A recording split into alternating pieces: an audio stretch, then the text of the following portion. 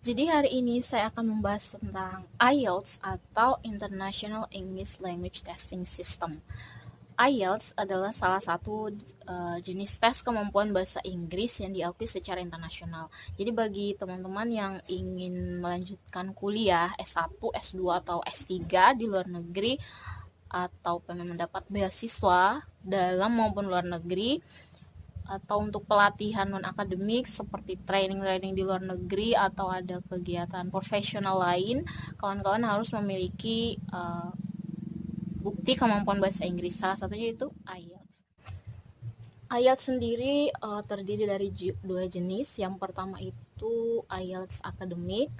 Ini untuk mahasiswa internasional yang ingin melanjutkan pendidikan di luar negeri seperti S1, S2, ataupun PhD atau dokter.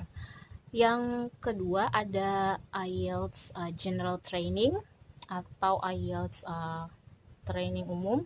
Ini dikhususkan untuk kegiatan non-akademik seperti yang tadi saya katakan, pelatihan atau sekedar untuk kegiatan profesional lainnya yang non-akademik. Atau untuk imigrasi, kawan-kawan semua bisa menggunakan IELTS. IELTS saat ini ada dua versi. Yang pertama itu paper based atau tes secara tertulis, dan yang kedua itu komputer. Jadi teman-teman juga bisa mengikuti tes IELTS menggunakan komputer. IELTS sendiri tesnya itu dilaksanakan di 3 tempat di Indonesia. Tidak semua tempat di Indonesia itu bisa melaksanakan tes IELTS. Jadi teman-teman itu Indonesia Australia Language atau IELTS. Yang kedua ada British Council Indonesia Foundation atau BC, dan yang ketiga ada IDP atau International Development Program Education. Mereka ini atau lembaga-lembaga ini ada di kota-kota besar Indonesia seperti Jakarta, Makassar, Semarang, Jogja, Bandung, atau Surabaya. Di Medan juga ada, tapi lembaganya mungkin yang IDP. Untuk biaya tesnya sendiri sekitar 2,9 juta. Kemarin terakhir saya tes di BC di Jakarta Pusat itu bayarnya 2,9 juta. Ya. Untuk di IDP saya juga pernah tes di IDP Semarang tahun 2018 bulan Februari, bayarnya itu 2.850.000. Mungkin dapat potongan berapa persen ya, karena saya juga konsultasi di IDP waktu itu.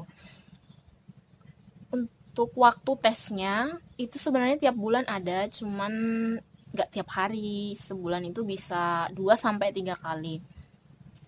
Kalau di BC saya dapatnya yang tanggal 19 Januari 2019 kemarin itu hari Sabtu. Tapi sebenarnya ada juga senior saya yang sebelumnya tes itu dapatnya Sabtu sama Minggu. Jadi Sabtunya itu tes listening, reading, sama writing, sedangkan tes speakingnya itu dipindahkan hari Minggu. Mungkin karena namanya mungkin ya abjadnya itu kan namanya disusun sesuai abjad A sampai Z, mungkin namanya sekitaran S apa Z apa Y, jadinya dia dapatnya hari Minggu. Sedangkan di IDP saya dapatnya itu hari Jumat. Jadi tes speakingnya hari Jumat, listening, reading, sama writingnya itu hari Sabtu. Karena mungkin karena nama saya juga ya abjadnya dari S, dapatnya speaking duluan, kemudian tes listening, reading, sama writingnya hari Sabtu. Sedangkan teman-teman yang lain itu mereka tesnya dari hari Sabtu, mulai dari listening, speaking, listening, reading, writing, terus terakhir speaking itu dilaksanakan satu hari Sabtu. Kalau saya dapatnya satu hari itu di yang BC. Untuk teman-teman yang mau belajar IELTS, di IELTS sendiri itu ada 4 skill yang dinilai. Yang pertama itu listening. Jadi tes listeningnya itu sekitar 30 menitan, dan teman-teman akan diberi tambahan waktu 10 menit untuk memindahkan jawaban. Jadi teman-teman tuh boleh coret soalnya, karena itu udah milik teman-teman, tapi nggak boleh dibawa pulang, cuma boleh dicoret-coret. Nanti jawaban teman-teman itu yang dari jawaban di soal coret-coret itu dipindahkan ke lembar jawaban yang akan dikasih dari pihak panitia penyelenggara IELTS-nya. Kemudian reading sekitar 60 menitan. Ada 3 passage yang akan dibahas atau yang akan teman-teman temui pada skill reading, tes skill reading ini. Dia tuh tidak mempunyai tambahan waktu. Jadi begitu teman-teman dapat jawabannya, mohon langsung dipindahkan ke lembar jawaban ya. Waduh. Dan untuk tes writing itu waktunya 60 menit juga. Dia cuma ada 2 soal tapi itu susah banget karena soal pertama itu dikasih waktu 20 menit, soal yang kedua itu dikasih waktu 40 menit. Cuman teman-teman boleh mengerjakan soal kedua atau soal pertama terus soal kedua. Waktunya teman-teman yang manage hanya dikasih waktu itu 60 menit total work writingnya. Untuk speaking sendiri waktunya lebih singkat. Ini bagian yang paling mudah kalau dipikir, tapi pas dilaksanain susah. Speaking itu dia cuma 11-15 menitan, dan itu pertanyaannya cuma ada 3 part 1, part 2, sama part 3. Kemarin saya dapatnya yang di BC itu speakingnya cuma 9 menit. Harusnya kan 11-15, tapi saya cuma 9 menit. Jadi sebenarnya teman-teman bisa dapat waktunya tuh lebih cepat, cuman maksimalnya itu 15 menit. Kemudian untuk keseluruhannya totalnya itu dari listening, reading, writing sama speaking itu ada 2 jam 45 menitan. Untuk skornya berbeda dengan TOEFL ITP. Dia itu kalau TOEFL ITP kan rentangnya ITP atau PBT rentangnya kan ratusan ya. Kalau IELTS itu 1-9. Nah, minimalnya itu biasa beasiswa dalam negeri kayak LPDP dalam negeri itu 6. Skor overallnya 6 dan teman-teman udah bisa daftar. Kalau luar negeri untuk beasiswa LPDP overall skornya itu harus 6,5. Jadi listening, reading, writing sama speaking tukar. Itu kalau digabung overallnya itu 6,5. Sedangkan untuk yang Fulbright dia itu 6 udah bisa daftar dan Chevening 6,5 daftar. Tapi ada satu beasiswa yang benar-benar menurut saya itu bukan paling bagus sih, tapi syaratnya lebih mungkin teman-teman bisa capai, yaitu Australia Award Scholarship atau AAS. Itu dia minimal overall IELTS-nya itu 5,5. Jadi saya kemarin daftar yang tahun ini saya daftar yang AAS yang intake 2020. Doain ya teman-teman, semoga lolos, amin.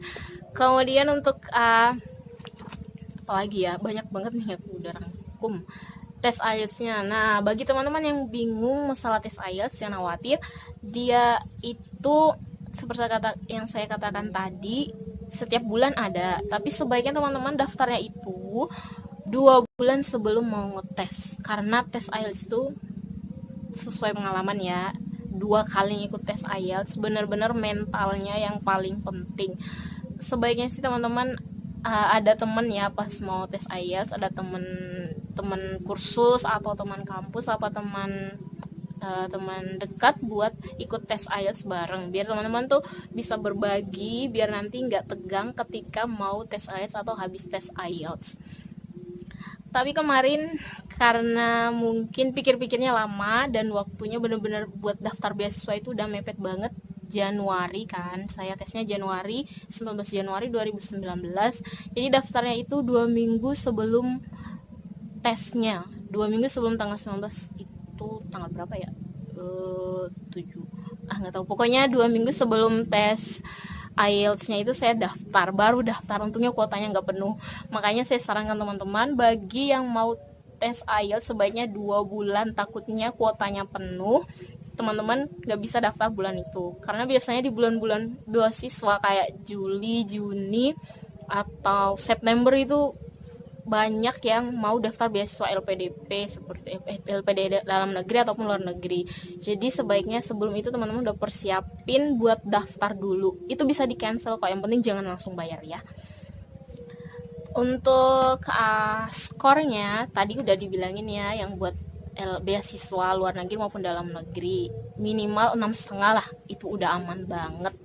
Tapi universitas di luar negeri terutama universitas terkenal itu bukan pasang standar ya, apa ya, kriterianya tuh standar IELTS-nya itu overallnya 7 biasanya ya. Tapi ada juga beberapa jurusan yang masih menerima 6,5. Cuman buat amannya sih 7, overallnya 7 ya teman-teman. Tapi 6,5 itu buat daftar aja lah, daftar beasiswanya dulu itu udah diterima. Buat dapat univnya semoga teman-teman harus tes lagi dan semoga dapat hasilnya ya. Untuk yang mau daftar IELTS, dia itu bisa secara online, juga bisa secara langsung datang kunjungi kantornya, di kantor-kantor lembaganya, di DC, IDP, atau IELTS. Untuk yang online, tinggal kunjungi websitenya, terus di sini nanti ada juga di describe-nya ya, di bagian describe-nya. Untuk batasannya 2 tahun. Sertifikat bahasa Inggris itu TOEFL, IELTS, TOEIC itu cuma berlaku 2 tahun.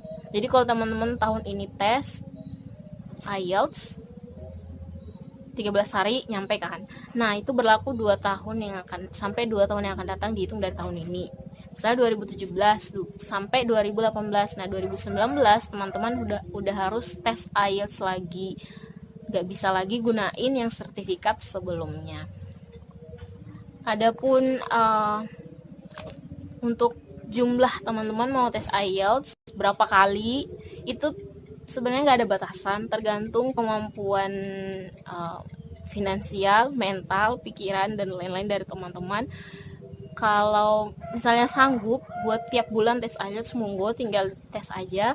Tapi kalau enggak, sebaiknya dipikir dulu ya, persiapan dulu, ngikutin mungkin latihan-latihan atau persiapan otodidak. Nanti saya akan bahas tentang latihan-latihan yang bisa digunakan buat teman-teman kalau mau belajar IELTS ataupun buat IELTS preparation secara otodidak ataupun buat yang kursus. Tapi jangan sembarang kursus ya, nanti ada tips-tipsnya di video berikutnya. Oke, itu saja buat hari ini.